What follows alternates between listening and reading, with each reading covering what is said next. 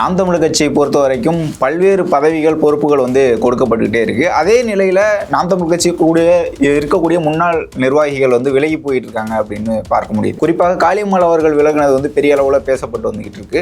காளியம்மாள் அவர்கள் விலகினோடையும் இன்னொரு பொறுப்பும் இன்னொருத்தவங்களுக்கு கொடுக்கப்பட்டிருக்கு. இது என்ன காரணம் சார்? தொடர்ந்து நாம் தமிழர் கட்சியில இருந்து விலகல் தொடர்ந்துகிட்டு தான் இருக்கு அப்படிங்கிற ஒரு விமர்சனம் இருக்கு. அதை ஒரு விமர்சனமாக நம்ம பார்க்க வேண்டியதில்லை. உங்களுக்கு திரும்பவும் சொல்கிறேன், அதாவது கலை என்பது ஒரு அவமானகரமான சொல்லலாம் இல்லை. கலைன்றது நெல்லில் மிச்சமாக இருக்கிறது தான் கலை. கலையை எடுத்தால் தான் நெல் நல்லா வளரும். டபுள் ஆக்ட் எதுவும் போட்டாரா என்னன்னு நமக்கு தெரியல.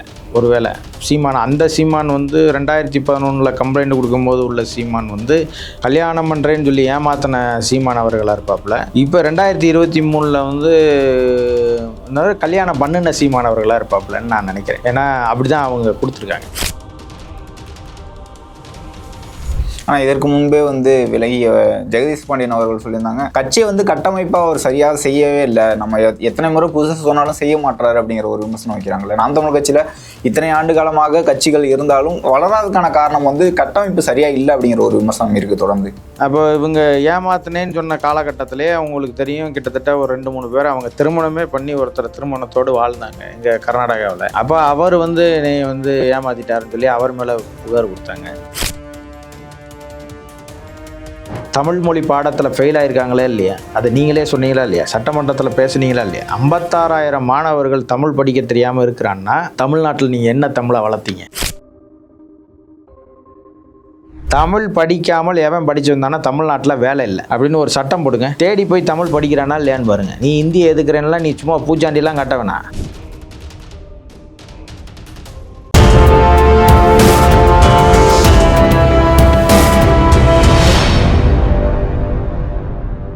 தமிழ் நேயர்களுக்கு வணக்கம். இன்று நம்முடன் இணைந்திருக்கும் சிறப்பு விருந்தினர் நாம் தமிழர் கட்சியின் மாநில ஒருங்கிணைப்பாளர் முத்துப்பாண்டி அவர்கள். வணக்கம் சார். வணக்கம்.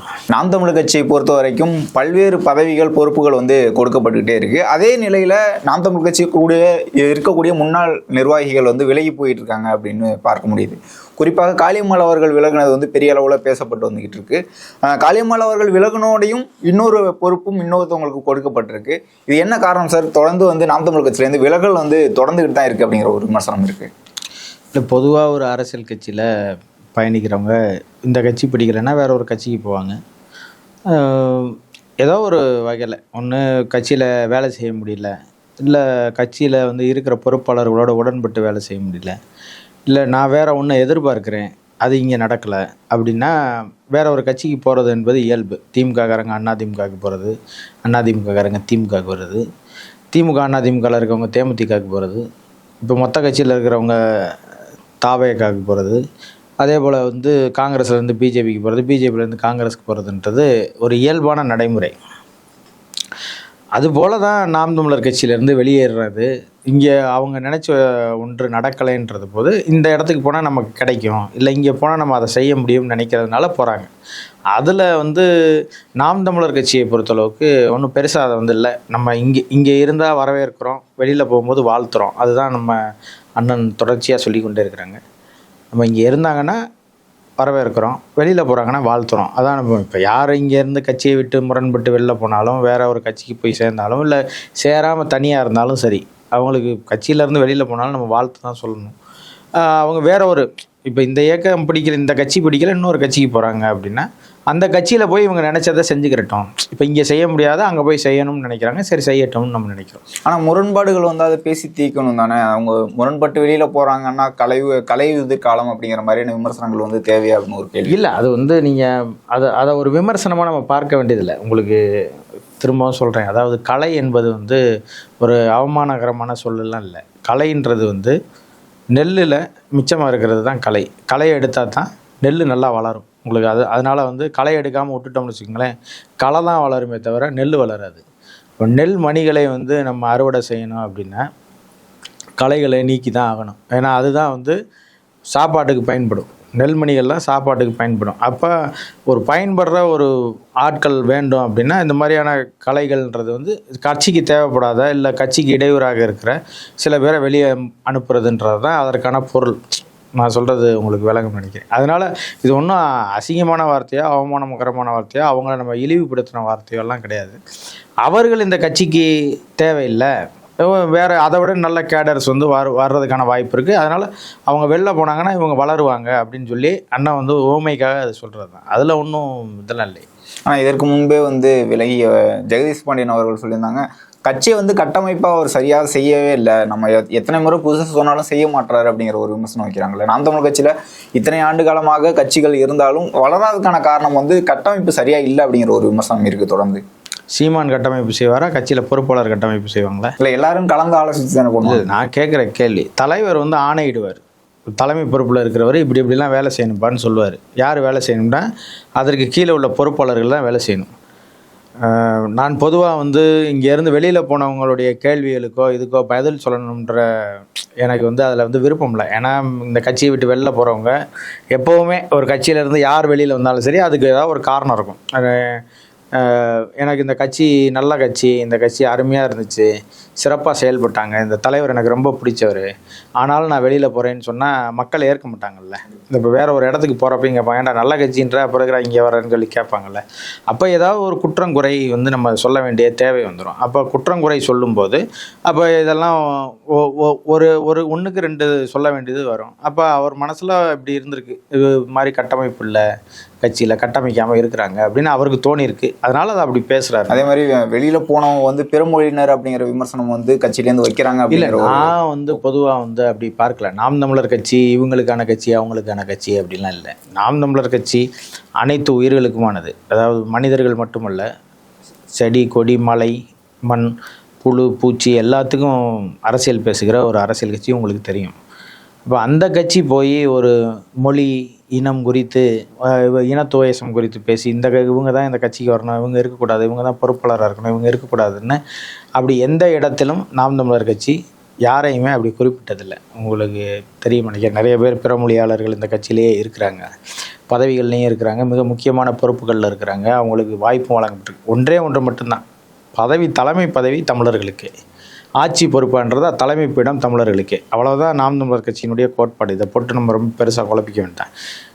தளபதிகள் யார் வேண்டுமானாலும் இருங்க, ஆனால் தலைவர் நாங்கள் தான் இருப்போன்றது தான் அண்ணனுடைய தத்துவ நிலைப்பாடு. அதை தான் நம்மளும் பிரசவிக்கிறோம். ஆனால் தொடர்ச்சியாக இது போன்ற ஒரு அவதூறு பிரச்சாரங்களை வந்து தொடர்ச்சியாக வந்து முன்னெடுத்து கொண்டே இருக்கிறாங்க. அது வந்து எப்போ வருது அப்படின்னு நீங்கள் பார்த்தீங்கன்னா, ஒரு சில பேர் செய்கிற அந்த செயல்பாடை வந்து அவங்க கூர்ந்து கவனிக்கும் போது இவர் வந்து பிற மொழியாளராக இருக்கிறதுனால தான் இந்த மாதிரியான நிலைப்பாட்டை எடுத்திருப்பாரோ அப்படின்ற விதத்தில் கட்சியில் இருக்கிற இணையதளத்தில் இயங்குகிற பொதுவாக பேசுகிறாங்க. அவங்களுடைய கருத்தை அவனுக்கான கருத்தை அவன் சுதந்திரமாக பதிவிடுறான், அவ்வளோதான். அதில் அப்படி பேசும்போது தான் அதெல்லாம் வருமே தவிர, திட்டமிட்டு கட்சி வந்து யாரையும் நீங்கள் இன்ன ஆள், நீங்கள் இன்ன ஆள், நீங்கள் இன்னாருலாம் அப்படிலாம் யாரையும் வந்து இது வரைக்கும் கட்சி அப்படி யாரையும் குறிப்பிட்டு பேசுனதில்லை.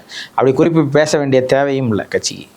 இன்னொரு சர்ச்சை என்னென்னா, சீமான் அவர்கள் மீதான வழக்கு, விஜயலட்சுமி அவர்கள் தொடர்ந்த வழக்கு வந்து இப்போது நீதிமன்றத்தில் வந்து விசாரணை தீவிரமாக போயிட்டுருக்குன்னு சொல்கிறாங்க. இது இன்னும் ஒரு விசாரணை வந்து முடிவு பெற்று சீமான் மீதான குற்றங்கள் வந்து நிரூபிக்கப்பட்டால் 6 ஆண்டுகள் வரைக்கும் தண்டனைகள் இருக்கும் அப்படிங்கிற மாதிரி சொல்கிறாங்க. இந்த விசாரணை, இந்த வழக்கு குறித்து சொல்லுங்கள் சார். நடந்துக்கிட்டு இருக்கும் போதே தீர்ப்பு சொல்கிறதுன்றது ஒரு ஜனநாயக படுகொலையாக பார்க்குறேன். அந்த ஊடகங்கள் அதை செய்கிறத வந்து நான் ஒரு மாதிரி அருவருப்பாக பார்க்குறேன். என்னென்னு நீங்கள் புரிஞ்சுக்கணும். இந்த வழக்கு வந்து 2011 போடப்பட்டுச்சு. அவங்க கொடுத்த வழக்கு பெட்டிஷனை கொடுத்ததை திரும்ப பெற்றுட்டு போயிட்டாங்க. அதற்கு பிறகு திரும்பவும் இந்த பழைய வழக்கை திருப்பி தோண்டி எடுத்துகிட்டு வந்து திருப்பி 2023 காலகட்டம் நினைக்கிறேன். ஆமாம், 2023 காலகட்டத்தில் திரும்பவும் வந்து அந்த கம்ப்ளைண்ட்டை புதுப்பிச்சு இன்னொரு கம்ப்ளைண்ட்டு, ஒரு புகார் ஒன்று கொடுத்தாங்க. அந்த புகாருக்கும் இந்த புகாருக்கும் நிறைய வேறுபாடுகள் இருக்குது. குறிப்பாக வந்து அந்த புகாரில் அவங்க சொல்லும்போது என்னை திருமணம் செய்வதாக சொல்லி ஏமாற்றி விட்டார்ன்றது 2011 புகார். 2021 வந்து அவங்க கொடுக்குற புகாரில் வந்து என்னை திருமணம் செஞ்சுட்டாருன்றது புகார். விளங்குதா அவங்களுக்கு? டபுள் ஆக்ட் எதுவும் போட்டாரா என்னன்னு நமக்கு தெரியல. ஒருவேளை சீமான், அந்த சீமான் வந்து 2011 கம்ப்ளைண்ட் கொடுக்கும்போது உள்ள சீமான் வந்து கல்யாணம் பண்ணுறேன்னு சொல்லி ஏமாத்தின சீமான் அவர்களாக இருப்பாப்புல. இப்போ 2023 வந்து கல்யாணம் பண்ணின சீமான் அவர்களாக இருப்பாப்புலன்னு நான் நினைக்கிறேன். ஏன்னா அப்படி தான் அவங்க கொடுத்துருக்காங்க. அப்போ இந்த 2 கம்ப்ளைண்ட்டும் ஒன்றுக்கு பின் முரணாக இருக்குது. அவங்க பொய் சொல்கிறாங்க, நீதிமன்றத்தை ஏமாற்றுவது போல் இருக்குது, சட்டத்துறையை ஏமாற்றுவது போல் இருக்குன்னு இந்த 23 கம்ப்ளைண்ட்டையுமே அவங்க வாபஸ் வாங்கிட்டாங்க. இப்போ நம்ம என்ன சொன்னோம்னா, இது வந்து ஒரு அரசியல் சுயலாபத்துக்காக இது தொடர்ச்சியாக பேசு பொருளாக்கி கொண்டே இருக்குது. எல்லா ஊடகங்கள்லேயும் இது பேசுகிறாங்க. இதை காரணம் காட்டி அந்த நடிகையே வந்து காணொளி போடும்போது ஆபாசமாக, அவமானமாக, அசிங்கமாக, கொச்சையாக பேசி நிறைய வார்த்தைகளை திட்டி போடுறாங்க, காணொளி போடுறாங்க. இப்போ இதுக்கெல்லாம் ஒரு முற்றுப்புள்ளி வைப்பதாக இருந்தால் இந்த வழக்கு ரத்து செய்யப்பட்டால் தான் இதாக இருக்கும்னு இவங்க முன்னுக்கு பின் முரணான புகார்களை கொடுத்துருக்காங்க. இந்த வாதத்தை ஏற்றுக்கொண்டு இதை வந்து ரத்து செய்யணும் அப்படின்றது தான் அவங்க போடலை வழக்கு, நம்ம தான் போட்டோம். நாம் தமிழர் கட்சியின் சார்பில் அண்ணன் செந்தமிழன் சீமான் அவர்கள் போட்ட வழக்கு. அந்த வழக்கில் நீதிபதி அவர்கள், அதாவது வந்து நம்ம போட்ட வழக்கில் நம்ம ஏற்கனவே கேட்டோம், அது எதுவுமே விசாரணைக்கு வராமல் இருந்துச்சு. 2 முறை அவங்களுக்கு சம்மன் அனுப்புனாங்க. சம்மனில் வந்து அவங்க நேரடியாக ஆஜராகலை.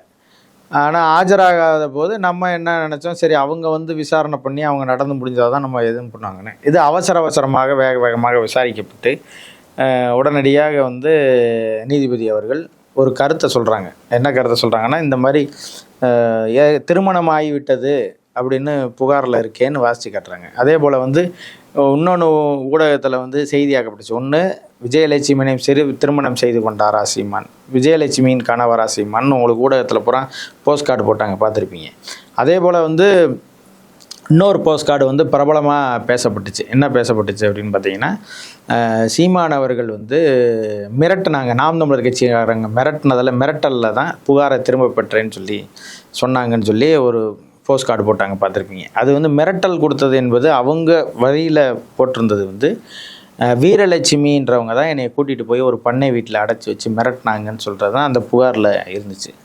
அப்போ அந்த புகாரில் அந்த மிரட்டல்ன்ற அந்த தரும் பண்ணை வீட்டில் வச்சுருந்ததையும் ரெண்டையும் மிங்கிள் பண்ணி வீரலட்சுமி எங்கள் சார்பில் மிரட்டினதாக வந்து அவங்க கருதி கொண்டு அவர் அந்த கேள்வியை கேட்குறாரு. அப்போ நாங்கள் எங்கள் வழக்கறிஞர் சொல்கிறாங்க, வீரலட்சுமி எங்களுக்கு அகெயின்ஸ்ட்டு, எங்களுக்கு எதிரான இடத்துல இருக்கவங்க, அவங்க விஜயலட்சுமிக்கு ஆதரவாக வந்தவங்கன்னு நம்ம வழக்கறிஞர்கள்லாம் வாதிட்டுருக்குறாங்க. அது அவரெல்லாம் இது எல்லாமே நீதிமன்றத்தில் பேசப்பட்ட செய்தி, உங்களுக்கு சொல்கிறது புரியுங்க. அப்போ இதையெல்லாம் வச்சு ஊடகங்களில் இப்படிலாம் வந்து செய்தியை போட்டாங்க. அப்புறம் அவர் வந்து இந்த வழக்கை வந்து விசாரிக்க சொல்லுங்கள், இதில் முகாந்திரம் இருக்குது, இந்த வழக்கில் வந்து அவங்க கொடுத்த பெட்டிஷனில் முகாந்திரம் இருக்குது, பாலியல் குற்றச்சாட்டு அப்படின்றதுனால இதை உடனே ரத்து செய்ய முடியாது, இதை முறையாக விசாரித்து 12 வாரங்களில் சார்ஜ் ஷீட்டு போட்டுட்டு உடனே இந்த வழக்கை முடித்து வைங்கன்னு சொல்லி அவர் உத்தரவு போட்டிருக்கிறார். அது நீதிபதிகள் நம்ம ஒரு ப்ரேயருக்கு போகிறோம், அதே ப்ரேயரில் அவங்க உத்தரவு போடணும்னா ஒன்றும், நம்ம ஒரு கோரிக்கை வைக்கிறோம், அந்த கோரிக்கையிலேயே உத்தரவு போடணும்னு ஒன்றும் அவசியம் இல்லை. அவங்க கண்ணோட்டத்தில் என்ன தோணுதோ அதை போடுவாங்க. அதுபோல் போட்டிருக்கிறாரு. 12 வாரத்துக்குள் முறையாக விசாரித்து இந்த வழக்கில் சார்ஜ் ஷீட் போடணும்னு சொல்லியிருக்காரு. சார்ஜ் ஷீட்டில் என்ன விசாரித்தாங்க, ஏது விசாரித்தாங்கன்றதை சார்ஜ் ஷீட்டில் எழுதுவாங்க. என்ன குற்றச்சாட்டு வைக்கப்பட்டிருக்குது, இவங்க தரப்பு வாதம் என்ன, அவங்க தரப்பு வாதம் என்ன வாங்கிக்கிட்டு அது சார்ஜ் ஷீட்டாக போடுவாங்க. சார்ஜ் ஷீட் போட்டதுக்கு பிறகு அது நீதிமன்ற விசாரணைக்கு வரும், குறுக்கு விசாரணை இருக்குது. அப்போ இவங்க ஏமாத்தினேன்னு சொன்ன காலகட்டத்திலே அவங்களுக்கு தெரியும், கிட்டத்தட்ட ஒரு 2-3 பேர் அவங்க திருமணமே பண்ணி ஒருத்தர் திருமணத்தோடு வாழ்ந்தாங்க எங்கள் கர்நாடகாவில். அப்போ அவர் வந்து என்னை வந்து ஏமாற்றிட்டாருன்னு சொல்லி அவர் மேலே புகார் கொடுத்தாங்க. அப்போ அதுபோல் அங்கே ஒரு 4 புகார் இருக்குது. இதே போல் என்னை அவன் ஏமாற்றிட்டான்னு சொல்லி இந்த அம்மாவே கொடுத்துருக்குறாங்க. அப்போ இதெல்லாம் வந்து விசாரணையின் போது கேட்கப்படும். அதாவது குறுக்கு விசாரணை நடக்கும்போது தேதி வாரியாக கேள்வி எழுப்பப்படும், வழக்கறிஞர்கள் கேள்வி கேட்பாங்க, அதுக்கு அவங்க பதில் சொல்லணும். இதில் இந்த விசாரணையெல்லாம் முடிஞ்சதுக்கு பிறகு தான் அவர் வந்து நீதிபதி அவர்கள் ஒரு தீர்ப்புக்கு வருவார். சார்ஜ் ஷீட் 12 வாரத்தில் போடுங்கன்னா அதுக்கப்புறம் 6 வருஷம் தண்டனை ஆயிரும்னு ஊடகம் போட்டுச்சுன்னா அதை எப்படி நம்ம பார்க்க வேண்டியது இருக்குன்னு பாருங்கள். இது வந்து என்னென்னா, இந்த நேரத்தில் நாம் தமிழர் கட்சி அடியோடு அழிந்து விட்டது, நாம் தமிழர் கட்சி முடிந்து விட்டது, நாம் தமிழர் கட்சியின் பொறுப்பாளர்கள் தினந்தோறும் விலகி கொண்டே இருக்கிறார்கள், நாம் தமிழர் கட்சியில் யாருமே இல்லை, நாம் தமிழர் கட்சி கூண்டோடு காலி இப்படின்னு செய்தி போட வேண்டியது இருக்குது. அதே போல் சீமான் அவர்களுக்கு தினமும் இன்றைக்கி சம்மன் கொடுக்கப்பட்டுச்சு, அங்கே சம்மன் கொடுக்கப்பட்டுச்சு, இதுக்கு போய் சொல்லிச்சு, விஜயலட்சுமி வழக்கில் தீர்ப்பு வரப்போகுது, இப்படின்னு தினமும் ஏதாவது 2 பூச்சாண்டியை போட்டு எதையா ஒன்று சொல்லி அவருக்கு அசிங்கப்படுத்தணும், அவமானப்படுத்தணும்னு நினைக்கிறதே தவிர அரசியல் செய்யணும்னு இந்த கட்சிகள், இந்த ஆட்சிகள் நினைக்கலை அப்படின்றத தான் நம்ம பார்க்க வேண்டியது இருக்குது. இதை வந்து நான் வந்து இது வந்து திமுகவுக்கு வந்து கை வந்த கலை. திமுகவை எவனெல்லாம் எதிர்க்கிறானோ அவனுக்கு அதுக்கு தெரிஞ்சது ஒன்றே ஒன்று, அவதூறு, அசிங்கமாக பேசுகிறது, அவன் வீட்டில் குடும்பத்தில் உள்ளவனை திட்டுறது, அதுக்கு நல்ல கூலிப்படைகளே வச்சுக்கிட்டு ஏவி திட்டுவாங்க. முதல்ல வந்து எப்படி இருந்துச்சுன்னா கூட்டங்கள் போட்டு திட்டுவதாக இருந்துச்சு. இப்போ கூட்டம் போட்டு திட்டுறதில்ல, யூடியூப்பை யூடியூப்பை வச்சு திட்டுறது. அப்போ நவீன டெக்னாலஜியை பயன்படுத்தி எப்படிலாம் திமுக வந்து ஒருத்தரை இழிவுபடுத்த முடியும் அப்படின்றதுக்கு வந்து திமுக வந்து ஒரு உதாரணமாக நான் பார்க்குறேன். இப்போ இவங்க தொடங்கி வச்சுருக்கத வேற ஒருத்தவங்க செய்வாங்க. இது திமுகவுடைய தொடக்கம். இது திமுக என்ன நினைக்குதுன்னா, இது நம்ம மட்டும்தான் செய்வோம், நம்மக்கிட்ட மட்டும்தான் இதெல்லாம் இருக்குதுன்னு அது நினைக்குது. அப்படி இல்லை, எல்லாத்துக்கிட்டையும் இருக்குது. இன்றைக்கி நீ எடுத்த ஆயுதத்தை இன்னொருத்தன் எடுப்பான். அது உன்னை சரி இன்னும் ஒன்றும் இல்லை. இப்போ வச்சுக்கோங்க, இப்படி வச்சுக்கோங்க, திமுக வந்து அவர் ஒரு 10 பேரை வச்சு வேலைக்கு வச்சு 10 சேனல்களை தொடங்கி வச்சு நமக்கு எதிராக பேசுகிறவனோட பொண்டாட்டி, அவன் குடும்பம், அவன் பொண்டாட்டி, இவன் குடும்பம், அவன் வந்து அவன் வேன்னு சொல்லி தனி மனித தாக்குதலை நடத்தினா, இதே தனி மனித தாக்குதலை இங்கிட்ட ஒரு 10-20 பேரை திரட்டி வச்சுக்கிட்டு இவங்களும் தனி மனித தாக்குதல், திமுகவில் உள்ள அமைச்சர் அவரோட பொண்டாட்டி யாருன்னு தெரியுமா, இந்த திமுகவோட அமைச்சருடைய முன்னாடி தெரியுமா, அவங்க யாரோட தொடர்பில் இருந்தாங்கன்னு தெரியுமா, முதலமைச்சர் ஸ்டாலின் அவர்கள் இவரோட தொடர்பில் இருந்தார் தெரியுமா, முதலமைச்சர் ஸ்டாலினுடைய வீட்டுக்காரம்மாவை பற்றி தெரியுமான்னு பேசுனா நல்லா இருக்குமா? அது அரசியல் இல்லைல்ல. அப்போ இதை வந்து திமுகவினுடைய தலைமை கண்டிக்கணும், உணரணும். ஒரு அரசு பொறுப்பில் இருக்கிறவங்க இதெல்லாம் செய்யக்கூடாது. அரசியல் என்பது கருத்தியல். சீமான் ஒரு கருத்து வைக்கிறார் என்றால் அந்த கருத்தில் நீங்கள் முரண்பட்டு இந்த கருத்து தவறு, இது மக்களுக்கு எதிரானது, மக்கள் விரோத போக்காக இருக்குது, இவர் பொய்யை சொல்கிறாரு அப்படின்றத நீங்கள் பேசி அம்பலப்படுத்தணுமே தவிர அவன் குடும்பத்தை பேசணும்னு என்ன இருக்குது? யார் குடும்பத்தை பேசினாலும் தப்பு தானே. அப்போ இங்கே ஒரு தடவை பேசும்போது ஒரு நியாயமாகும், அங்கே ஒருத்தர் ஒன்றும் இல்லை, சமூக வலைதளத்தில் ஏதாவது ஒரு பதிவு போட்டுறாருன்னா அவருக்கு தனிப்படை அமைச்சு போய் தேடி கைது செய்து சிறைப்படுத்துகிறாங்க. ஒரு அம்மா வயசானவங்க செருப்பு தூக்கி வந்து ஸ்டாலின் அவர்களினுடைய மூஞ்சில் அடிக்கலை, போஸ்டரில் அடித்தாங்க. அந்த போஸ்டரில் அடித்ததுக்கு தனிப்படை போட்டு தேடி அவங்கள கைது செய்ய வேண்டிய தேவை இருக்குது. அந்தளவுக்கு கருத்து சுதந்திரத்தின் மீது நீங்கள் அவ்வளோ சுதந்திரத்தை கொடுத்து வச்சுருக்க நீங்கள் மற்றவன் பேசுகிறத எப்படி நீங்கள் காது கொடுத்து கேட்குறீங்க? இப்போ நீங்கள் செஞ்சதை இன்னொருத்தன் செய்ய மாட்டான்னு என்ன இருக்குது? அது வந்து நீங்கள் ஒரு வழிவகையை செய்து கொடுக்குறீங்க. அது திமுகவுக்கு தான் ஆபத்து. அது திமுகவுக்கு தான் ஆபத்தாக போகும்னு நம்ம சொல்கிறோம். அதுக்கு மேலே திமுக நாங்கள் இப்படி தான் ஆபத்தாக்கி இப்படிலாம் செஞ்சு தான் நாங்கள் அழிஞ்சு போவோம்னா அதை ஒன்றும் பண்ண முடியாது. இன்றைக்கு பெரியார் திராவிட கழகத்தை சேர்ந்த ஒரு 10 பேர் வந்து விசாரணைக்கு அழைக்கப்பட்டு வந்திருக்காங்க, கைது செய்யப்பட்டு விசாரணைக்கு. என்ன காரணம்னா, சீமான் அவர்கள் வீட்டின் மீது வந்து பெட்ரோல் குண்டு வீசுறதுக்கான ஒரு திட்டம் போட்டிருந்தாங்க அப்படிங்கிற மாதிரி விசாரணை. இதற்கு முன்பு சீமான் அவர்கள் பெரியார் குறித்து பேசிய பிறகு வந்து வீடு முற்றுகை இருந்துச்சு. இதன் பிறகு இந்த சம்பவம் நடந்திருக்கு. இந்த அச்சுறுத்தல் குறித்து உங்களுடைய கருத்து சொல்லுங்கள். நாங்கள்லாம் பெரிய தாதா, நாங்கள்லாம் ரவுடி, எங்களெல்லாம் வந்து நீ பேசுனேன்னா தமிழ்நாட்டில் நடமாட முடியாது, உன் நாக்கு அறுத்துருவேன், தலையை வெட்டிடுவேன் அப்படின்னு பேசுவது போல் அவங்க எச்சரிக்கையை தொடர்ச்சியாக பேசிக்கிட்டு தான் இருக்கிறாங்க. அது இப்போ வந்து அவங்க செயல்படுத்தணும்னு நினைக்கிறாங்க. குறிப்பாக வந்து வட மாநிலங்களில் வந்து ஆர்எஸ்எஸ் என்ன செய்யும் அப்படின்னா, இப்படி தான் பேசும். அவன் தலையை எடுத்துகிட்டு வரவனுக்கு 1 கோடி, இவனுக்கு வந்து கையை வெட்டிட்டு வரவனுக்கு இவ்வளோ காசு, நாக்கை வெட்டிட்டு வரவனுக்கு இவ்வளோ காசு அப்படின்னு சொல்லி யார் சொல்லும்னா இந்துத்துவ அமைப்புகள் உங்களுக்கு சொல்லலாம். தென் தமிழகத்தினுடைய ஆர்எஸ்எஸ்ஸினுடைய கிளைக்கழகம் தான் திராவிட கழகம். அது வந்து ஏன்னா அவங்க காவி சட்டை போட்டிருக்காங்க, இவங்க கருப்பு சட்டை போட்டிருக்காங்க. அவங்களும் இதே போல் வந்து ஜனநாயகத்துக்கு விரோதமானவங்க, இவங்களும் ஜனநாயகத்துக்கு விரோதமானவங்க. அங்கே எப்படி இவங்க சுதந்திரத்துக்கு போராடலையோ அதுபோல் இவங்க சுதந்திரத்தை போராடினவனே கேலி செய்வாங்க. புரியுதுங்களா?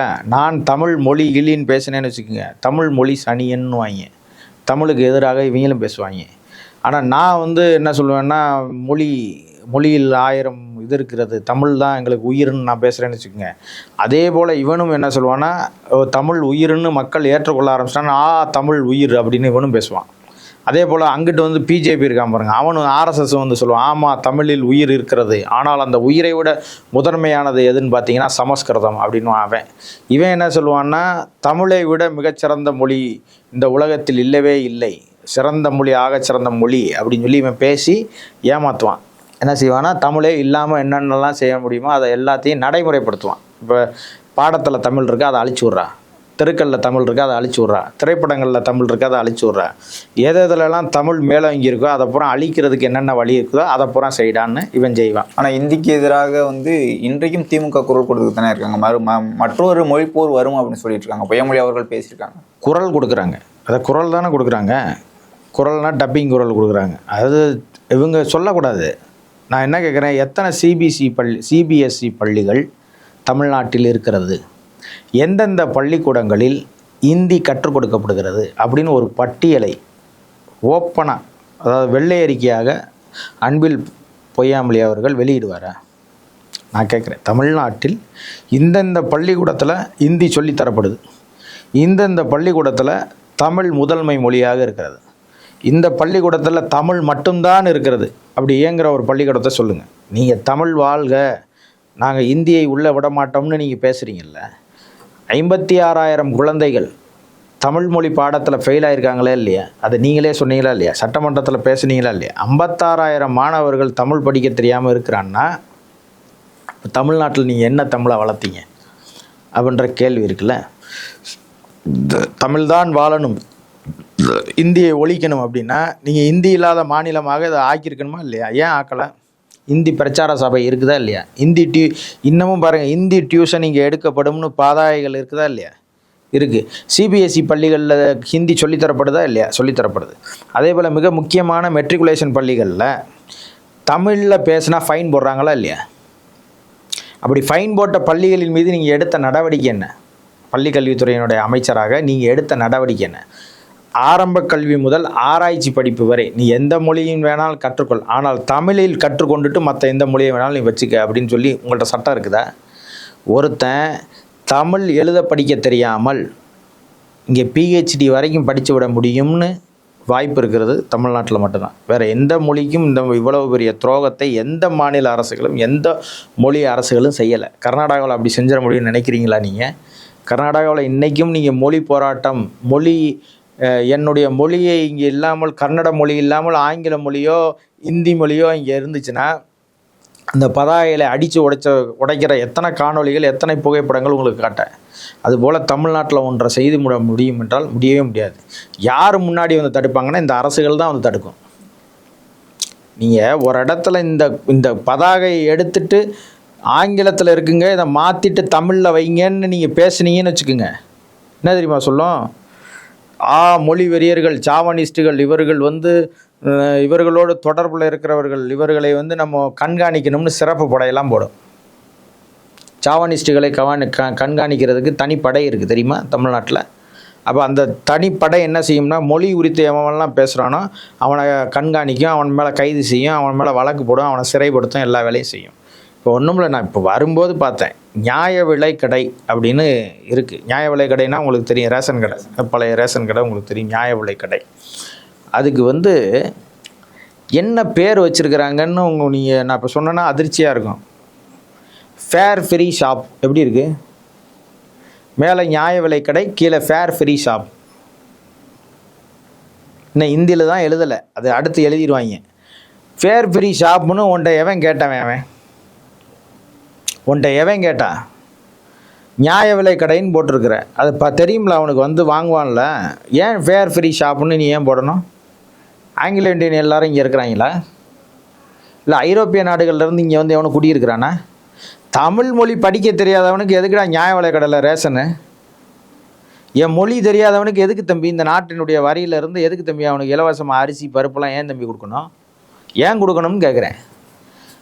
நீங்கள் ஒரு சட்டம் போடுங்க நாளைக்கு, தமிழ் படிக்காமல் எவன் படித்து வந்தானா தமிழ்நாட்டில் வேலை இல்லை அப்படின்னு ஒரு சட்டம் போடுங்க.